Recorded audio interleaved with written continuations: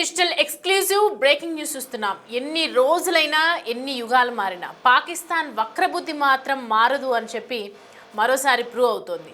ఢిల్లీని ఆక్రమిస్తాం అని చెప్పి ఘాటు వ్యాఖ్యలు చేశారు అబ్దుల్ రౌఫ్. ఎవరైతే లష్కరే తోయిబాలో కీలకంగా ఉన్నటువంటి వ్యక్తి అబ్దుల్ రౌఫ్ ఇవాళ ఈ వ్యాఖ్యలు చేయటం ఒక మళ్ళీ వివాదాస్పదానికి తెరలేపిందనే చెప్పొచ్చు. మళ్ళీ కూతలు కూయటం ఏంటి, ఇలాంటి కూతలు కూయటం ఏంటి, పాకిస్తాన్కి ఎంత చేసినా కూడా బుద్ధి రాదా అనే వైఖరిని మాత్రం అలా చూపిస్తూనే ఉంది. ఢిల్లీని ఆక్రమిస్తామని చేసినటువంటి సంచలన వ్యాఖ్యల వెనుక ఏమైనా కుట్ర ఉందా అని కోణంలో కూడా అనేక అనుమానాలు వ్యక్తమవుతున్నాయి. ఢిల్లీ నగరాన్ని పెళ్లి కూతురిగా మారుస్తామని ప్రగల్భాలు పలికినటువంటి పరిస్థితి కనిపిస్తుంది. అంటే పెళ్లి కూతురిగా అంటే ఎంత కించపరిచి మాట్లాడుతున్నారు అనేది మాత్రం మనకి క్లియర్ కట్గా అర్థమవుతుంది. మన ఆర్మీ వైమానిక దళం పైన పిచ్చి కూతలు కూస్తూ కాశ్మీర్లో వివాదం మరింత ముదురుతోందని, ఢిల్లీని ఎప్పటికైనా ఆక్రమిస్తామని చెప్పి చేసినటువంటి రౌఫ్ వ్యాఖ్యలను ఏ విధంగా చూడాలి అనేది మాత్రం అర్థం కావట్లేదు. తమ దగ్గర ఉన్నటువంటి అణ్వాయుధులు ఉన్నాయని చాలా బెదిరిస్తూ ఉన్నారు. భారత రక్షణ వ్యవస్థకు అంత సీన్ లేదు అని చెప్పి రౌఫ్ అభిప్రాయం. ఇది ఆపరేషన్ సింధూర్లో చనిపోయినటువంటి ఉగ్రవాదుల మృతదేహాల దగ్గర ఆర్మీతో కలిసి ప్రార్థనలు చేసినటువంటి ఈ రౌఫ్ అప్పట్లో అతడు మత ప్రబోధికుడిగా కూడా చెప్పుకొస్తుంది. పాకిస్తాన్ లష్కరే చీఫ్ హఫీజ్ సయీద్కు అత్యంత సన్నిహితుడని అబ్దుల్ రౌఫ్ని చెప్తూ ఉంటారు. మనం చూస్తే కనుక ఒకవైపు ఎప్పుడైతే పాకిస్తాన్ ఉగ్రదాడులు మన మీద పహల్గామ్ ఉగ్రదాడి నేపథ్యంలో ఎప్పుడైతే ఒక ఆపరేషన్ సింధూర్లో భాగంగా జరిగినటువంటి ఆర్మీ చాలామంది కూడా అక్కడికి వాళ్ళ ఆర్మీ చనిపోయిందని చెప్పి గవర్నమెంట్ కూడా హాజరవ్వడం జరిగింది. అందులో భాగంగా లష్కరే తోయిబాలో కీలకంగా ఉన్నటువంటి ఈ అబ్దుల్ రౌఫ్ కూడా అక్కడికి అంత్యక్రియలకు హాజరైనటువంటి పరిస్థితి మనం విజువల్స్లో క్లియర్గా మనం చూడొచ్చు అక్కడికి రావటం. సో ఈ మత ప్రబోధకులు కూడా చెప్తూ ఉంటారు, అక్కడ ఎన్నో ప్రబోధకులుగా చేస్తూ ఉంటారు. తను చెప్పిందే వేదం అన్నట్లుగా అక్కడ ఉన్నటువంటి జనాలు కూడా మాట్లాడుతూ ఉంటారు. లష్కరే తోయిబాలో చూసుకుంటే కనుక కంటిన్యూస్గా ఎన్నో ఏళ్ల నుంచి ప్రబోధకులుగా పనిచేస్తూ ఉన్నారు. ఈ టైంలో ఇలాంటి వ్యాఖ్యలు చేయటం, తను అలా మాట్లాడినటువంటి మాటల వెనుక ఆంతర్యం ఏమైనా ఉందా, న్యూక్లియర్స్ కూడా మా దగ్గర ఉన్నాయి, భారత్కి అంత సీన్ లేదు అంటే ఏ దేశ సపోర్ట్ చూసుకొని ఇలా మాట్లాడుతున్నారు అనే అనుమానం కూడా మనకి వ్యక్తమవుతూ ఉంది. ఎందుకంటే గతంలో మనం చూసాము చైనాలో ఒక రోబోటిక్ మిషన్స్ తయారు చేస్తున్నారు. ఎంతటి ఆర్మీనైనా కూడా సమాధి చేయగలిగే సత్తా ఉన్నటువంటి ఆ రోబోట్స్ని త్వరలో లాంచ్ చేయబోతున్నారని, ఒకవేళ దానికి సంబంధించి ఏదైనా మాట్లాడుతున్నారా, అన్ని దేశాలు మాకే సపోర్ట్ చేస్తాయని అనుకుంటున్నారో తెలియదు. కానీ భారతదేశంపై ఉన్నటువంటి ఈ వైఖరిని మాత్రం అసలు మార్చుకోవట్లేదు పాకిస్తాన్ అని చెప్పాలి.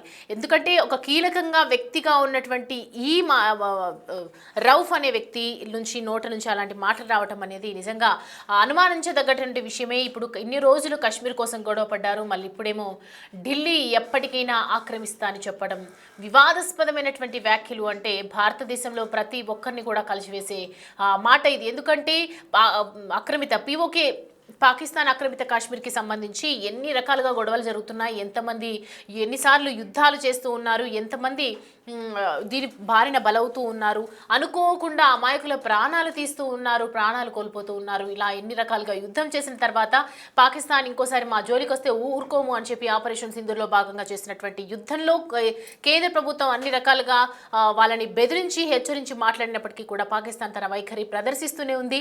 ఏ పర్మిషన్ లేకుండా, ఎలాంటి క్లూజ్ లేకుండా ఒక రౌఫ్ లష్కరే తోయిబాలో ఉన్నటువంటి కీలక వ్యక్తి, పాకిస్తాన్ ఆర్మీ చనిపోయినప్పుడు అక్కడికి వెళ్ళినటువంటి వ్యక్తి, అందులో ఉన్నటువంటి ప్రభుత్వంకి ఇంటరప్ట్ అయినటువంటి వ్యక్తి, ఒక మత ప్రబోధకులుగా ఉన్నటువంటి వ్యక్తి ఇలా వ్యాఖ్యలు చేయటం అనేది అంటే ఎంతో సపోర్ట్ లేకుండా ఇలాంటి మాటలు అయితే తను మాట్లాడరు. సో ఇప్పుడు ఒకసారి అతను ఏమన్నారో మనం క్లియర్ గా చూద్దాం. కశ్మీర్ ఖతం హో గయా, ఇన్కే ముహ్ మే ఖాక్, इंशाअल्लाह कश्मीर क्या सारी दुनिया में इस्लाम आएगा। आज भी कश्मीर की तहरीक वैसे की वैसे जैसे पहले थी, उससे ज्यादा मजबूत, इससे बड़ी खबरें मेरे पास हैं। इंशाअल्लाह अमीर मक्की साहब यहाँ बैठ के कहते थे पत्तों की में रहमतुल्लाह अलैह कि हम दिल्ली को दुल्हन बनाएंगे। ये हो के रहेगा। गज़वा इस मुल्क में अल्लाह के नबी सल्लल्लाहु अलैहि वसल्लम की शरीयत को लेके आएंगे। ये वो सियासत है जिसकी दावत लेके हम गांव गांव जा रहे हैं। अल्लाह ताला तौफीक देगा। हम जीती हुई कौम है। वो अमीर साहब एक बात कहते हैं, मुत्तहिद कौम फाते पाकिस्तान, ऐसे ही है।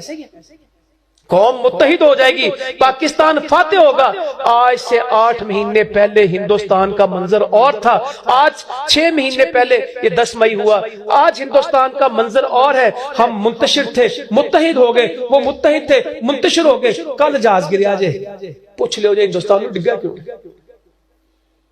और इंशाल्लाह 50 साल तक हिंदुस्तान की जरूरत नहीं है वो पाकिस्तान की तरफ आंख उठा के देखे। इंशाल्लाह इतना मारा उनकी नस्लें याद करेंगी। ये राफेल शफेल तो कुछ नहीं, S-400 तो कुछ नहीं, उनके ड्रोन भी गए, उनकी टेक्नोलॉजी भी गई, उनकी एयरफोर्स की जरूरत नहीं कि कभी फिजा में आ सके। ये अल्लाह ने आपके मुल्क को तौफीक अता फरमाई। 58 इस्लामी मुल्कों में एक ही इस्लामी दिफाई मुल्क है और एटमी पाकिस्तान है और कोई नहीं। రైట్, అది అబ్దుల్ రౌఫ్ చేసినటువంటి వ్యాఖ్యలు. ఒకవైపు ప్రతి ఒక్కరు కూడా ఆర్మీ వైమానిక దళం పైన పిచ్చి కూతలు కూస్తూ ఉన్నారని చెప్పి ఇండియా ఎప్పుడూ విరుచుకుపడుతూ ఉంది పాకిస్తాన్ యొక్క వైఖరిని బట్టి. మరి ఇవాళ మాటలు మాట్లాడడం అనేది కాశ్మీర్లో వివాదం మరింత ముదురుతోందని చెప్పడం అనేది, ఒకవైపు వాళ్ళు ఏమైనా ప్లాన్ చేస్తున్నారా, వాళ్ళు ఏమైనా స్కెచ్ చేస్తున్నారా అనే కోణంలో కూడా ఆలోచించాల్సిన అవసరం ఎంతైనా ఉంది. ఆ ఆపరేషన్ సింధూర్లో చనిపోయినటువంటి ఆ ఉగ్రవాదులు, వాళ్ళ ఉగ్రవాదుల టైంలో ప్రార్థన చేసినటువంటి రౌఫ్ ఇలా ఇవాళ మాటలు మాట్లాడడం అనేది ఒకవైపు భారతదేశంకి అలర్ట్గా ఉండాలి అని చెప్తూ ఉన్నారు. అండ్ మొత్తానికి ఢిల్లీపై ఈ వ్యాఖ్యలు చేయడం అనేది నిజంగా ప్రతి ఒక్కరిని కూడా కలిసివేస్తున్నటువంటి ప్రస్తుతం ఉన్నటువంటి సమస్య. అండ్ ఢిల్లీ నుంచి మా ప్రతినిధి శివ మనకి అందుబాటులో ఉన్నారు. శివాని అడిగి తెలుసుకుందాం అసలు ఎందుకు ఇలాంటి వ్యాఖ్యలు పిచ్చికూతలు కూయటం జరిగింది అబ్దుల్ రౌఫ్ అనేది. శివ, రౌఫ్ మాట్లాడినటువంటి మాటలు, ఒక మత ప్రబోధకులుగా ఉన్నటువంటి వ్యక్తి ఇలా అంటే ఆ ఉగ్రవాదులు చనిపోయినటువంటి టైంలో కూడా వాళ్ళు అక్కడ అటెండ్ అయ్యి ప్రార్థనలు చేశారు. సో ఇలా మాట్లాడడం ఏంటి, ఎందుకు అంటే ఢిల్లీ మీద పడ్డమంటే మీరు కూడా ఢిల్లీలోనే ఉంటారు కాబట్టి అసలు ఏం జరుగుతోంది, ఎందుకు అలా మాట్లాడాల్సి వచ్చింది అనేది డీటెయిల్స్ చెప్పండి. సౌమ్య, మరొకసారి భారత్ పైన పాకిస్తాన్ ఉగ్రవాది ప్రగల్భాలు పలుకుతున్న పరిస్థితి కనిపిస్తుంది. ఢిల్లీని ఆక్రమిస్తానని కూడా అబ్దుల్ రౌఫ్ సంచలన వ్యాఖ్యలు చేశారు. లష్కరే తోయిబాలో అబ్దుల్ రౌఫ్ కీలకంగా ఉన్నారు. అయితే ఢిల్లీ నగరాన్ని పెళ్లి కూతురిగా మారుస్తామంటూ కూడా ప్రగల్భాలు పలికారు. ఇక మన ఆర్మీ వైమానిక దళం పైన కూడా ఇష్టానుసారం పిచ్చికూతులు కూస్తూ ఉన్న వీడియో ఒకటి సోషల్ మీడియాలో వైరల్ అవుతుంది. కాశ్మీర్ లో వివాదం మరింత ముదురుతుందని, ఢిల్లీని ఎప్పటికైనా ఆక్రమిస్తామంటూ కూడా రౌఫ్ వ్యాఖ్యలు చేశారు. తమ దగ్గర అణ్వాయుధాలు ఉన్నాయంటూ కూడా బెదిరించే ప్రయత్నం చేశారు. ఇక భారత రక్షణ వ్యవస్థకు అంత సీన్ లేదంటూ కూడా రౌఫ్ వ్యాఖ్యలు చేశారు. ఆపరేషన్ సింధూర్ లో చనిపోయిన ఉగ్రవాదుల మృతదేహాల దగ్గర ఆర్మీతో కలిసి రౌఫ్ ప్రార్థనలు చేశారు. అప్పట్లో అతను మత ప్రబోధకుడిగా చెప్పుకొచ్చిన పాకిస్తాన్ లష్కరే చీఫ్ హఫీజ్ సయద్ కు అత్యంత సన్నిహితుడుగా వ్యవహరిస్తున్నారంటూ కూడా అబ్దుల్ రౌఫ్ సంబంధించి కొంత సమాచారం అయితే అందుతోంది. అంటే ఆపరేషన్ సింధూర్ సమయంలో ఏప్రిల్లో బైసరన్ వ్యాలీలో కాల్పులు జరిగిన తర్వాత భారత్ ఆపరేషన్ సింధూర్ చేపట్టింది. ఆపరేషన్ సింధూర్ లో భాగంగా పాకిస్తాన్ లోని ఉగ్రవాద స్థావరాలపై దాడులు చేసే నేపథ్యంలో ఆ ఉగ్రవాద స్థావరాల్లో చనిపోయిన ఉగ్రవాదులకు సంబంధించిన అంత్యక్రియలో పాకిస్తాన్ ఆర్మీతో పాటు ఒక మత ప్రబోధకుడిగా ఈ అబ్దుల్ రౌఫ్ అక్కడ పాల్గొని వారి అంత్యక్రియలో పాల్గొని ప్రార్థన నిర్వహించారు. అయితే అతను ఒక మత ప్రబోధకుడు మాత్రమే, ఈ టెర్రరిజానికి ఉగ్రవాద స్థావరాలకు కానీ ఉగ్రవాదులకు ఎటువంటి సంబంధం లేదనేది గతంలో కొంత ప్రచారం చేసినప్పటికీ కూడా మళ్ళా ఇప్పుడు తన యొక్క నిజ స్వరూపం అనేది ఏకైనా బట్టి ప్రధానంగా అర్థమవుతుంది. అంటే ఢిల్లీని ఆక్రమిస్తాము, గతంలో కూడా చూసాం మనం గతంలో జరిగిన దాడులను దృష్టిలో ఉంచుకుని కూడా ఇటువంటి వ్యాఖ్యలు చేసి ఉండొచ్చు అనేది కూడా ప్రధానంగా తెలుస్తుంది. ఏదైతే మొత్తం దేశవ్యాప్తంగా కూడా ఈ లష్కర్ తోయిబా అలాగే జైషే మహమ్మద్, ఐసిస్, ఈ పాకిస్తాన్ కి సంబంధించిన ఉగ్రవాద సానుభూతి పరులు ఎవరైతే ఉన్నారో వారందరూ కూడా గతంలో పిఓకే బోర్డర్ లో అక్కడ ఉన్న పాకిస్తాన్ ఆక్రమిత కాశ్మీర్ లో సమావేశమై ఇటు భారత ఆర్మీ, ఇటు భారత్ సంబంధించిన రాజకీయ నాయకుల టార్గెట్ గా దాడులు చేసేందుకు ఒక ప్రణాళికను కూడా సిద్ధం చేసినట్టు తెలుస్తుంది. దానిలో భాగంగానే ఆ సమావేశం జరిగిన కొన్ని రోజులకు ఢిల్లీలోని ఎర్రకోట వద్ద ఈ బ్లాస్ట్ జరగడం అనేది కూడా జరిగింది. అదే బ్లాస్ట్ అనేది దేశవ్యాప్తంగా 32 ప్రాంతాలను బ్లాస్ట్ చేయాలనేది, 32 వాహనాల్లో చేయాలనేది కూడా ఒక ప్రణాళికను వారు రచించారు. కానీ దాన్ని కొత్త కూడా భద్రతా బలగాలన్నీ కూడా భగ్నం చేశాయి. ఇప్పుడు మళ్ళా దాడులు చేస్తామంటూ కూడా మరోసారి ప్రగల్భాలు పలుకుతున్నారు. అంటే ఢిల్లీని ఆక్రమిస్తామనేది ప్రధానంగా ఉగ్రవాది లష్కర్ తోయిబాకి సంబంధించిన ఉగ్రవాది అబ్దుల్ రౌఫ్ చెప్తున్నారు. కానీ ఇంత బహిరంగంగా వ్యాఖ్యలు చెప్పిన నేపథ్యంలో భారత ప్రభుత్వం మొదటి నుంచి కూడా అప్రమత్తంగానే ఉంది. ఇప్పుడైతే బైసాన్ వ్యాలీలో పెహల్గామ్ లోని బైసాన్ వ్యాలీలో కాల్పులు జరిపారో పర్యాటకులపై అప్పటి నుంచి కూడా ఆపరేషన్ సింధూర్ ప్రకటించింది.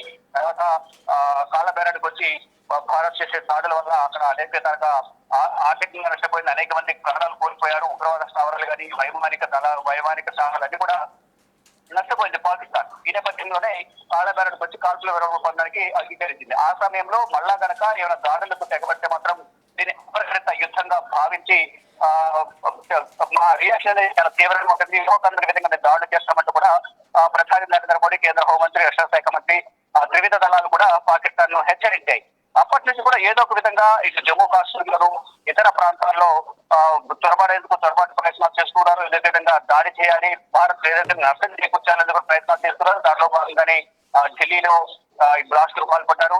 మరోవైపు దేశవ్యాప్తంగా కూడా తాలిబుట్టు పనులను మరంతా కూడా లష్కర్ తోయిబా, జైషే మహమ్మద్ సంబంధించిన తాలిబుట్టు పనులను ఏర్పాటు చేస్తున్న ఎప్పటికప్పుడు సమాచారం తెలుసుకుంటూ దాడులు ఎక్కడ దాడులు చేయాలి ఏంటి అనేది కూడా వారంతా ప్రణాళిక సిద్ధం చేసుకుంటున్నారు. ఇప్పుడు మళ్ళా ఉన్నటువంటి ఈ అబ్దుల్ రహమాన్ ఇటువంటి వ్యాఖ్యలు చేయడం పట్ల కూడా కేంద్ర ప్రభుత్వం కూడా అప్రమత్తమైంది. కానీ ఎన్ని వ్యాఖ్యలు చేసినా అది ఆచరణకు వచ్చేటప్పటికీ అంత సీన్ ఉండదు. పాకిస్తాన్ కు కేవలం ప్రకల్పాలకు మాత్రమే పరిమితం అవుతుంది తప్ప భారత్ చేసే దాడికి కకావికం అవుతుంది. దానికి ప్రతిఫలమే ఆపరేషన్ సింధూర్ సమయంలో చేసిన దాడికి ఇప్పటికీ కూడా ఆర్థికంగా కుదేదైంది. మరోవైపు భారత్ తో చేసిన దాడి, మరోవైపు అంతర్యుద్ధం, తెహ్రీక్ తాలిబాన్ సంబంధించిన ఉగ్రవాదులు, మరోవైపు